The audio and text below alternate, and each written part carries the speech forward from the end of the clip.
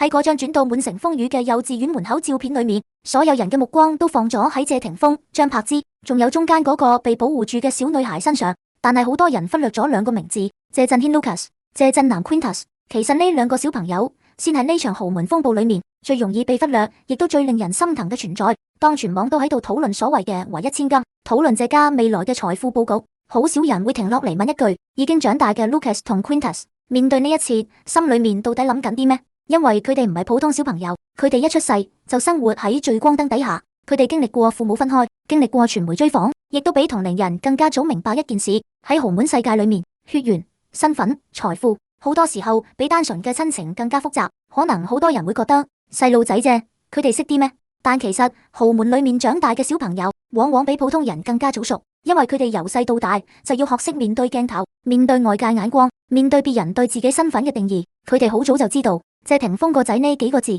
唔單止代表榮耀，同時亦代表壓力。以前嘅 Lucas 同 Quintus 係謝家第三代裏面最受關注嘅成員，佢哋係謝霆鋒同張柏芝之間一條永遠斬不斷嘅紐帶。無論父母關係點變化，只要兩個子喺度，兩邊始終都會有聯繫。但當家庭格局開始改變，當另一個小生命成為焦點，佢哋面對嘅就唔止係多咗一個妹妹咁簡單，而係一種身份上面嘅變化，一種心理上面嘅落差。以前所有人關注嘅係佢哋，但而家聚光燈開始轉移，呢種感覺對於任何一個成長緊嘅小朋友嚟講都唔會容易，因為真正刺痛一個人嘅從來唔係錢多錢少，而係我喺呢個家庭裏面仲重唔重要。好多觀眾睇到嘅係豪門新聞，但如果站喺 Lucas 同 Quintus 嘅角度睇，佢哋面對嘅可能係一場關於歸屬感嘅考驗。佢哋會開始問自己：爸爸究竟可唔可以保護我？呢個家族真正維繫嘅到底係親情定係規則？而謝霆鋒面對呢一切嘅沉默，亦都成為外界關注嘅地方。因為對於一個孩子嚟講，父親嘅態度永遠比外面所有聲音更加重要。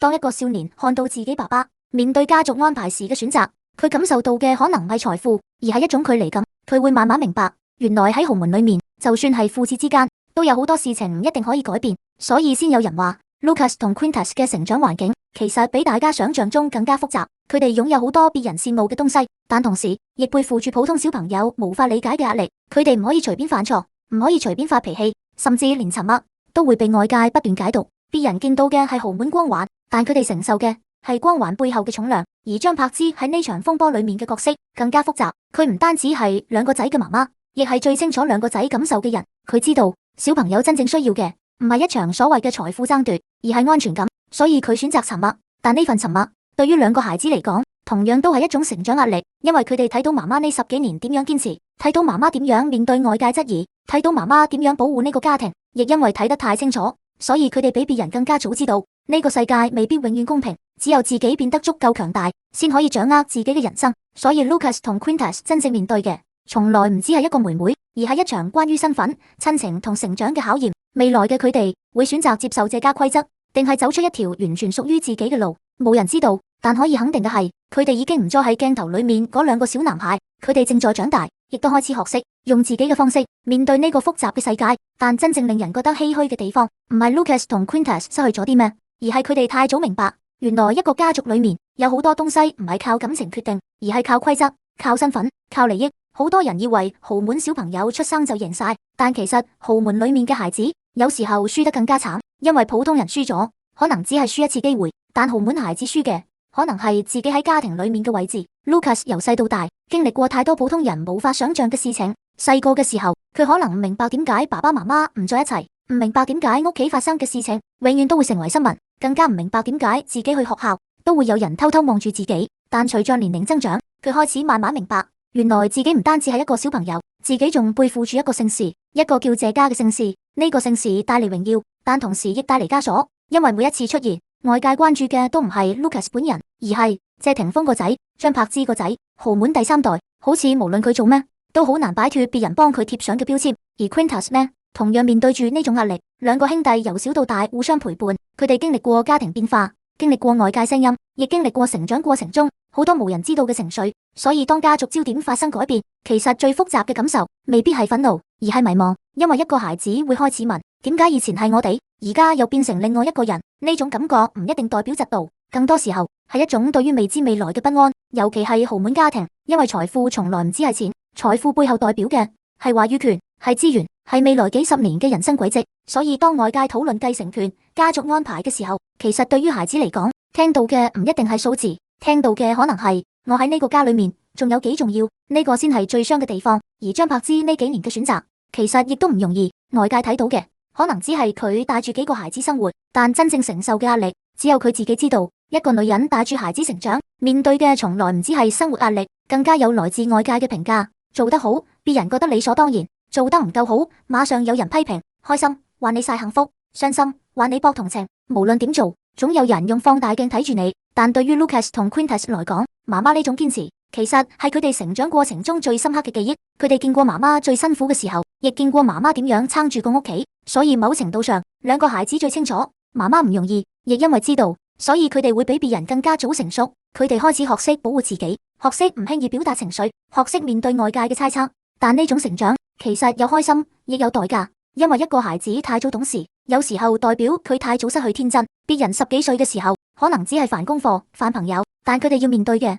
係家庭、身份、輿論呢啲東西，對於成年人嚟講都未必容易處理，更加唔好講兩個年輕人。所以你會發現呢幾年 Lucas 同 Quintus 越來越低調，唔係因為佢哋冇故事，而係因為佢哋太清楚喺呢個圈子裏面講多一句，可能就會被放大；做多一個動作，可能就會被解讀。於是沉默成為咗佢哋保護自己嘅方式。但呢種沉默其實同成年人嘅沉默唔一樣。成年人沉默可能係策略，但一個孩子沉默好多時候係因為佢開始明白，有啲事情唔係自己可以改變。而真正考驗 Lucas 同 Quintus 嘅，可能唔係今日外界點樣評價佢哋，而係未來某一天，當佢哋真正擁有選擇權嘅時候，佢哋會選擇繼續留喺這家規則裏面，定係走出屬於自己嘅人生？呢個答案可能只有時間先會告訴大家。因為真正嘅豪門繼承，從來唔係睇一個人得到幾多財富，而係睇一個人最終可唔可以擁有自己嘅人生。其實講到底，Lucas 同 Quintus 最大嘅挑戰唔係來自外面嘅人，而係來自佢哋自己內心。因為一個人成長過程中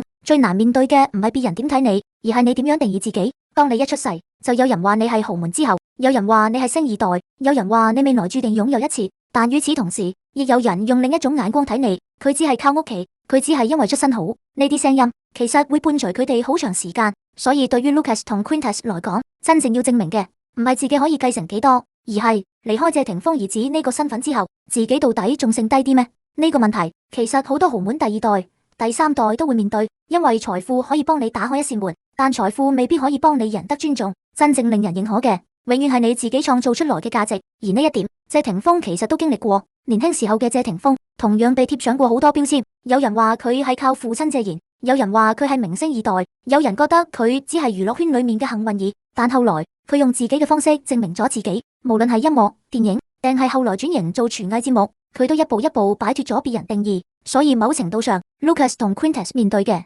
其實係上一代曾經面對過嘅問題，只不過佢哋嘅戰場更加複雜，因為佢哋面對嘅唔止係事業，仲有家族，仲有血緣，仲有外界無數雙眼睛。而呢個世界上最難處理嘅關係，往往就係親情。因為商業可以講規則，利益可以講計算，但親情裏面永遠夾雜住感情。所以當外界不斷討論誰先繼承，誰更受寵，誰掌握未來，其實好多時候大家忽略咗一個最重要嘅問題，就係幾個孩子真正想要嘅，可能根本唔係財富，而係一句簡單嘅認可，一句你已經做得很好。對於小朋友嚟講，父母嘅認可永遠比任何資產數字更加重要。Lucas 同 Quintus 成長過程中最珍貴嘅東西，可能唔係未來擁有幾多資源，而係佢哋曾經擁有一個媽媽，一直陪住佢哋成長，亦擁有一個爸爸。雖然表達方式唔同，但始終存在於佢哋人生裏面。豪門裏面最大嘅矛盾，從來唔係錢點分，而係感情點維繫。因為錢可以重新分配，但一個孩子成長過程中缺失嘅安全感，好多時候一生都難以完全補返。所以未來 Lucas 同 Quintus 點樣選擇，其實都會成為外界關注嘅焦點。如果佢哋選擇進入家族事業，大家會話佢哋繼承咗謝家；如果佢哋選擇走另一條路，大家又會話佢哋擺脫咗豪門。但其實無論選擇邊一條路，最重要嘅都唔係滿足別人期待，而係滿足自己。因為一個真正強大嘅人，唔係擁有最多資源，而係擁有選擇人生方向嘅能力。所以對於謝家第三代嚟講，真正嘅考驗可能仲未開始。財富、身份、名氣呢啲只係人生嘅起點，真正決定佢哋未來高度嘅，係佢哋面對複雜環境之後，仲可唔可以保持自己，仲可唔可以知道自己究竟想成為一個點樣嘅人。而呢一點，可能先係謝霆鋒同張柏芝最希望留俾兩個仔嘅東西，唔係豪門光環，唔係所謂繼承權，而係一種無論外界點變化，都可以靠自己企穩嘅能力。因為到最後，真正屬於一個人嘅，從來唔係家族給予嘅身份，而係自己一步一步迎返嚟嘅人生。所以講到最後，Lucas 同 Quintus 呢兩個名字，其實已經唔單止代表兩個明星後代，佢哋更加似係一面鏡，透過佢哋，我哋睇到豪門背後最真實嘅一面。表面上，豪門擁有別人羨慕嘅一切，有財富、有資源、有普通人一輩子都接觸唔到嘅機會，但另一面呢，亦都有普通人難以想象嘅壓力，因為當一個人擁有越多，就代表佢需要承擔越多。尤其係出生喺聚光燈下面嘅孩子，佢哋冇辦法選擇自己嘅出身，亦冇辦法選擇別人點樣睇自己。一出生已經有人幫佢哋寫好咗劇本，但人生真正精彩嘅地方，就係你最終可唔可以改寫呢個劇本。所以未來嘅 Lucas 同 Quintus 最重要嘅唔係證明自己係這家人，因為呢一點佢哋有出生已經擁有。真正困難嘅係證明，就算離開這家光環，佢哋依然可以成為一個值得尊重嘅人。呢先係一個人成長最大嘅勝利。其實回頭睇，謝霆鋒、張柏芝、謝賢，每一個人都有自己嘅選擇。謝賢代表嘅係上一代豪門對於家族延續嘅執着，佢相信血緣，相信傳承，相信一個家族必須有明確嘅方向。張柏芝代表嘅係一個母親對於孩子嘅守護，無論外界點講，無論面對幾多壓力，佢始終將孩子放喺第一位。而謝霆鋒呢，佢可能係夾喺傳統與現代之間嘅一個人，一邊係父親，一邊係兒子，一邊係公眾人物。好多時候，佢嘅沉默未必代表冇想法，可能只係因為有太多身份同時存在，每一個決定都會影響身邊所有人。所以呢場所謂嘅豪門故事，其實冇真正嘅贏家。有人得到財富，有人得到名分，有人得到關注，但每個人都有自己需要承受嘅代價。而對於 Lucas 同 Quintus 來講，最大嘅幸運可能唔係未來擁有幾多資產，而係經歷過呢一切之後，仍然可以保持自己。因為一個家族可以給予你盛事，可以給予你資源，但無法替你完成成長，更加無法替你面對人生。未來某一天，當 Lucas 真正成年，當 Quintus 擁有自己嘅事業，當外界唔再只關注佢哋嘅父母，大家最終會睇到佢哋到底成為咗一個點樣嘅人，係繼續背負這家第三代呢個身份，定係創造屬於自己嘅名字？呢個答案唔會由新聞決定，唔會由媒體決定，更加唔會有所謂豪門規則決定，